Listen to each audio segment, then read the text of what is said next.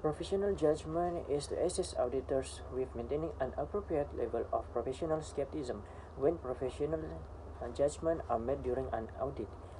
The profession has developed professional judgment framework that illustrate an effective decision-making process and that will guide auditors thinking to help them to aware of their own judgment tendencies, traps, and bias. Professional skepticism is auditing standard require that all audit will be designed to provide reasonable assurance of detecting both material error and fraud in the financial statement.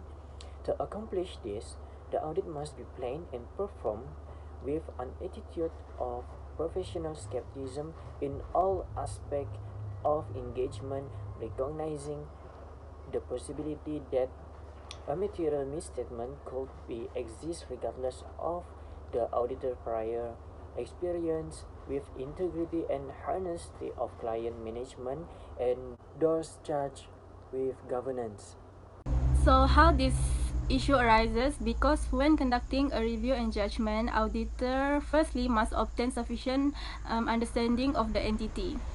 Then they will use their professional judgment to identify areas in the financial statement where misstatements are likely to arise, and then they will design procedures accordingly. These design procedures will help the auditor to confirm or dispel any matter which they become aware of that may cause the financial statements to be materially misstated. Inappropriately designed procedures could result in the auditors concluding the sufficient appropriate evidence has obtained.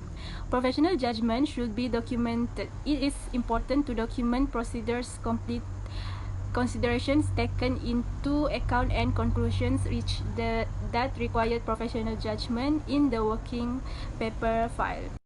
Okay, next is the possible problems arises from the issue of professional judgment and professional skepticism. The possible problems that may arise is failure to identify the correct issue, which may lead to incorrect analysis and inappropriate judgment. So, in order to identify and defining the issue arise, there are 4 steps that need to be done first. So, if the auditor miss one of the process in which, for example, they miss to gather all the facts and information needed, they will obtain incorrect issue, which tends to lead them to have inappropriate judgment because wrong issue being used. Next is professional skepticism. So the possible problems that may arise from this issue is bias of the auditor. For example, auditors sometimes tend to accept the client whom they are trust and who have high integrity, so it may lead them to be biased in detecting errors in the financial statement of the clients. The auditors may not have the attitude of professional skepticism when they trust their client. It is because they might not have a questioning attitude and not critically assessing the audit evidence because they believe the clients. International cases, the global financial crisis of 2008 to 2009 focused attention on professional skepticism. Auditors in many jurisdictions were critics for not applying sufficient professional skepticism at that time, particularly in relation to the audit of fair values, related party transactions, and going concern assessments. In Malaysia, the concern for auditors' professional skepticism pertaining fraudulent financial reporting has increased tremendously since the financial corporate crisis in year 1997. In 2007, the professional skepticism of auditors was challenged after the financial scandal of Transmile Group Berhad falsely reported its revenue despite suffering loss prior to the year. Therefore, it is important to study the characteristic of professional skepticism as a fundamental role in improving fraud detection. Now I will talk about what is the possible action to handle professional skepticism and also professional judgment. So we start with professional skepticism. For this there are 6. The first one is questioning mindset, which is a disposition to inquiry with some sense of doubt.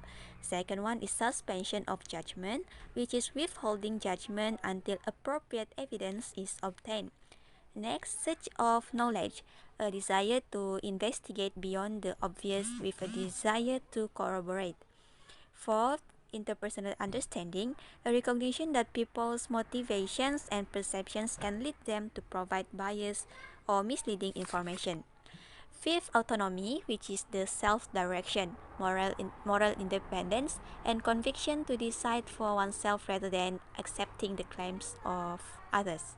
And the last one is self-esteem, the self-confidence to resist persuasion and to challenge assumptions or conclusions.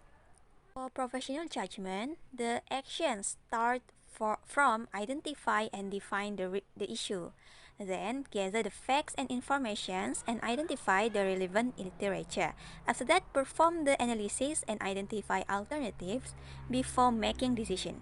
And after the decision has made, the last action is review and complete the documentation and rationale for the conclusion.